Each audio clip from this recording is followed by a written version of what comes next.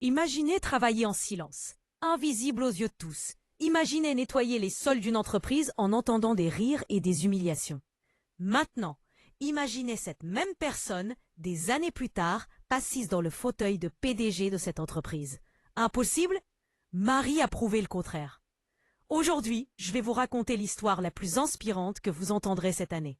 L'histoire d'une femme qui a commencé par nettoyer des toilettes à 45 ans, sans diplôme universitaire, et qui a fini par posséder un empire du nettoyage évalué à plusieurs millions d'euros.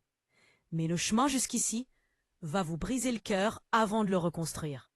Restez jusqu'à la fin, car le moment où elle confronte le chef qui l'a humiliée va vous faire pleurer. Et laissez votre like si vous croyez que personne ne mérite d'être méprisé pour le travail qu'il fait. Marie avait 45 ans quand cette histoire a commencé. Veuve depuis 3 ans, mère de 2 adolescents et avec seulement le brevet des collèges. Son mari est mort dans un accident du travail. L'assurance a à peine couvert les frais d'obsèques. Du jour au lendemain, Marie s'est retrouvée complètement seule, avec 2 bouches à nourrir et aucune qualification professionnelle. Elle a tout essayé. Vendu de la nourriture sur les marchés, cousu des vêtements jusqu'à minuit, fait des ménages chez les particuliers. Mais l'argent n'était jamais suffisant.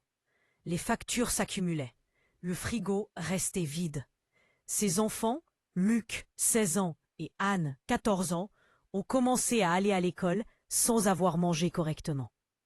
Après des mois de recherche, Marie a finalement obtenu un emploi stable. Agent d'entretien dans une entreprise de technologie appelée Tech Solutions. Au SMIC, mais c'était un début. Le premier jour, à 5 heures du matin, Marie a enfilé son uniforme simple et s'est regardée dans le miroir. Ses mains tremblaient. Elle s'est chuchotée à elle-même. C'est temporaire, juste jusqu'à ce que je trouve quelque chose de mieux. Elle ne savait pas que ce temporaire allait changer sa vie pour toujours. L'entreprise était immense. 5 étages de verre teinté, climatisation glaciale, moquette moelleuse. Marie n'avait jamais vu un tel luxe. En nettoyant, elle observait tout. Les cadres dans leurs costumes coûteux, les réunions dans les salles vitrées, les ordinateurs dernier cri. La 2e semaine, quelque chose s'est produit que Marie n'oublierait jamais. Elle nettoyait le couloir du 3e étage quand elle a accidentellement renversé une tasse de café posée sur le bord d'un bureau. Le liquide a éclaboussé la chaussure d'un cadre qui passait. L'homme s'est arrêté. Il a regardé Marie avec un tel mépris qu'elle a eu envie de disparaître. « Vous n'êtes même pas capable de faire ça correctement ?» a-t-il dit à voix haute, faisant que tout le monde autour s'arrête pour regarder. « Les gens comme vous ne servent qu'à gêner. Vous devriez faire plus attention ou vous finirez à la rue. » Marie s'est excusée à plusieurs reprises, les yeux remplis de larmes. Elle s'est agenouillée et a tout nettoyé pendant que les gens riaient et faisaient des commentaires. Personne ne l'a défendu. Cet homme s'appelait Richard Moreau. Il était le directeur commercial. Et à ce moment-là, Marie s'est fait une promesse silencieuse. Un jour, il se souviendrait d'elle, d'une manière très différente. Les mois suivants, Marie a fait quelque chose d'inhabituel. Elle ne se contentait pas de nettoyer. Elle prêtait attention. En nettoyant les salles de réunion après les heures de bureau, Marie écoutait les enregistrements qui restaient allumés. Elle notait des mots qu'elle ne comprenait pas. RAW, KPI, benchmarking. Le soir après coucher ses enfants, elle recherchait tout sur son vieux téléphone. Elle a commencé à comprendre comment l'entreprise fonctionnait. Quels départements étaient rentables? Lesquels avaient des problèmes? Elle voyait le gaspillage, les défaillances, les opportunités. Un jour, en nettoyant le bureau du PDG après une réunion tendue, Marie a trouvé quelque chose jeté à la poubelle. C'était le brouillon d'un contrat. Un contrat d'externalisation du service de nettoyage. Marie a senti son cœur s'accélérer. Elle a tout lu. L'entreprise actuelle de nettoyage facturait une fortune et livrait un service médiocre. Tech Solutions voulait changer de prestataire, mais aucune proposition n'avait été à la hauteur de leurs besoins. Cette nuit-là, Marie n'a pas pu dormir. Une idée folle tournait dans sa tête. Et si elle faisait elle-même une proposition? Elle a secoué la tête. C'était de la folie. Elle n'était qu'une femme de ménage. Elle n'avait pas d'entreprise, pas d'argent, rien. Mais alors elle a pensé à Luc et Anne. Elle a pensé à Richard Moreau et son regard de mépris. Elle a pensé à toutes les fois où elle était invisible. Et elle a décidé, elle allait essayer. Marie a passé les 2 mois suivants à planifier en secret. Elle se réveillait à 4 heures du matin, travaillait jusqu'à 14 heures chez Tech Solutions, puis passait les après-midi à étudier.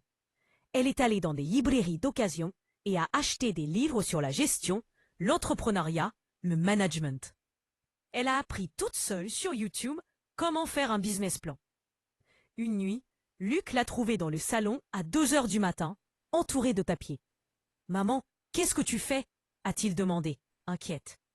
Marie a regardé son fils. Elle pouvait voir la légère malnutrition sur son visage maigre. Elle pouvait voir les vieux vêtements. Elle pouvait voir la fatigue. « Je construis notre avenir, mon fils, » a-t-elle dit, la voix ferme. « Tu me fais confiance ?» Luc a serré sa mère dans ses bras. « J'ai toujours eu confiance. » Marie savait qu'elle n'avait qu'une seule chance. Elle devait présenter sa proposition directement au PDG avant que l'entreprise ne signe avec un autre prestataire. Le problème, elle était invisible. Personne n'écouterait une femme de ménage. Alors Marie a fait quelque chose d'audacieux. Elle a découvert que le PDG, Dr Fernando Almeida, arrivait toujours à 7 heures et prenait son café seul dans son bureau avant le début des réunions.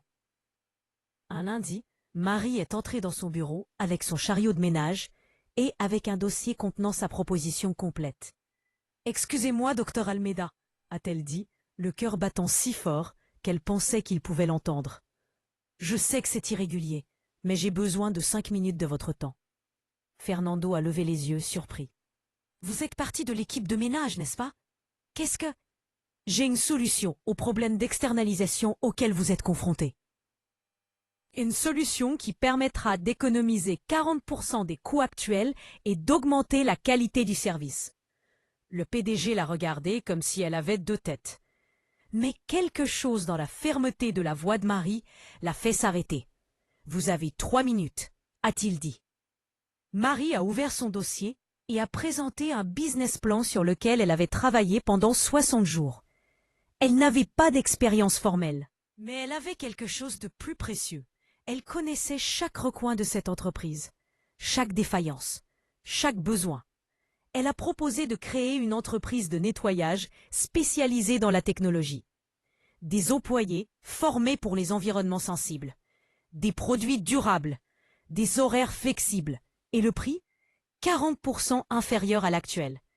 Et Fernando a feuilleté le document en silence, puis il a regardé Marie. « Vous avez une entreprise enregistrée ? » ?»« Pas encore, monsieur. »« Vous avez des employés ? » ?»« Je vais en recruter. »« Vous avez un capital de départ ? » ?»« Je vais l'obtenir. » Fernando s'est adossé à sa chaise.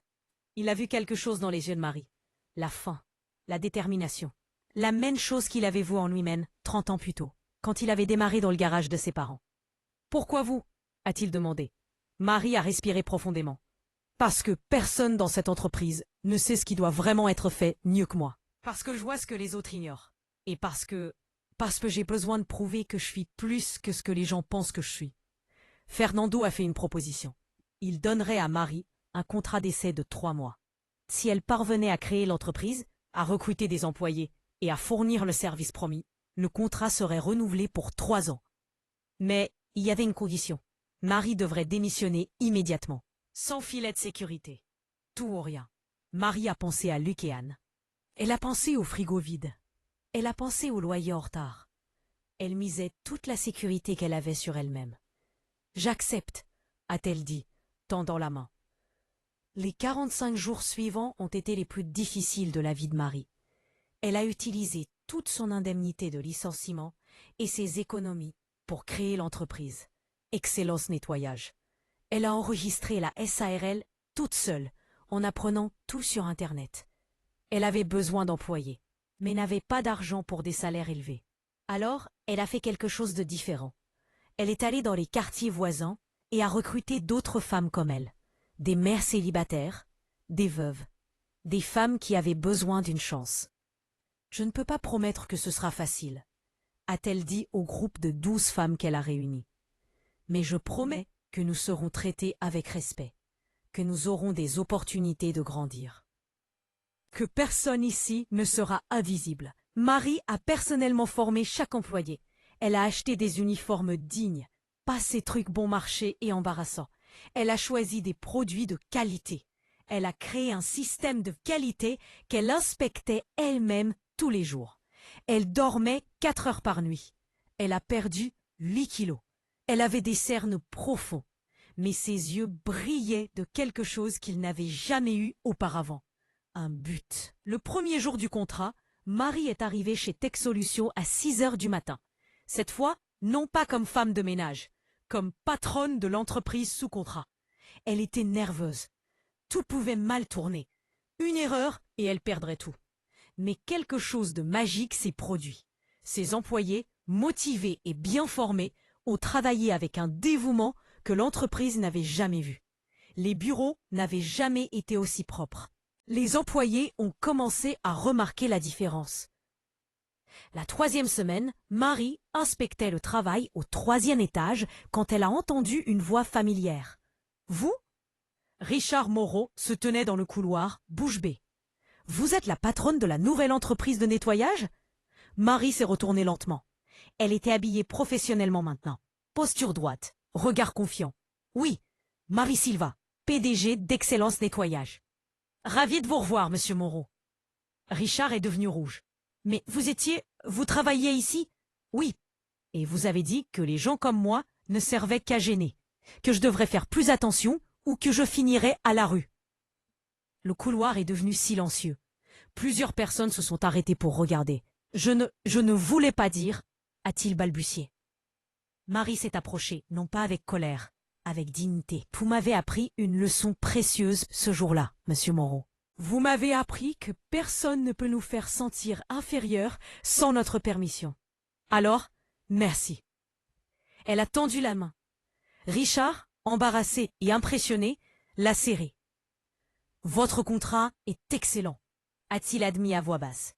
« Le meilleur que nous ayons jamais eu. »« Je sais, » a dit Marie, souriant. Au cours des 3 mois suivants, Excellence Nettoyage n'a pas seulement rempli le contrat. Elle a dépassé toutes les attentes. Le PDG a été tellement impressionné qu'il n'a pas seulement renouvelé pour 3 ans, mais a recommandé Marie à d'autres entreprises. En 6 mois, Marie avait des contrats avec 5 grandes entreprises. En 1 an, elle avait 50 employés. En 2 ans, elle avait 3 agences dans différentes villes. Aujourd'hui, 5 ans après ce premier jour comme femme de ménage, Marie possède l'une des plus grandes entreprises de nettoyage spécialisées de la région. Elle génère plus de 5 millions d'euros de chiffre d'affaires par an. Mais l'argent n'est pas le plus important. Luc a obtenu son diplôme en gestion d'entreprise avec une bourse complète. Anne étudie l'ingénierie. Tous deux travaillent avec leur mère pendant les vacances, ni par obligation, mais par fierté. Marie a créé un programme de formation dans son entreprise. Tous les employés ont accès à des cours gratuits. Plusieurs sont devenus managers. Certaines ont créé leurs propres entreprises. Et vous savez, cette première équipe de 12 femmes qui ont cru en Marie, elles sont toutes encore avec elle. Certaines sont maintenant associées minoritaires. Marie dit qu'elle a appris quelque chose de fondamental. Notre travail,